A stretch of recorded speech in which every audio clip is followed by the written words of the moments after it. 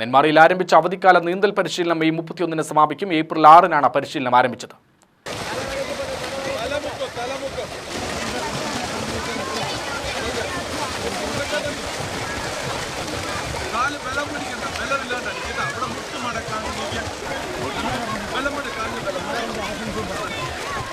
അവധിക്കാല നീന്തൽ പരിശീലന പരിപാടിയിൽ പങ്കെടുത്ത മുഴുവൻ കുട്ടികൾക്കും ടീഷർട്ട് നൽകി.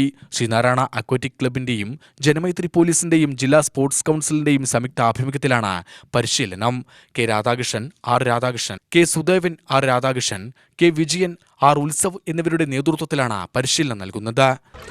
15 കൊല്ലമായി നമ്മൾ കുട്ടികളെ പരിശീലിപ്പിക്കുന്നു.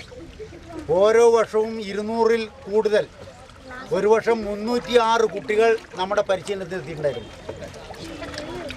ആവറേജ് ഒരു 250 കുട്ടികളെ വെച്ച് നമ്മൾ ഒരു വർഷം ഇവിടെ നീന്തൽ പരിശീലിപ്പിച്ചിട്ടുണ്ട്. ഇവിടെ പരിശീലനം നേടിയ കുട്ടികളിൽ പല കുട്ടികളും ഉദ്യോഗങ്ങളിൽ ഫയർ ആൻഡ് സേഫ്റ്റി, ആർമി, അതുപോലെ തന്നെ നിരവധി കുട്ടികൾ കോച്ചുമാരായിട്ടും വർക്ക് ചെയ്യുന്നുണ്ട്.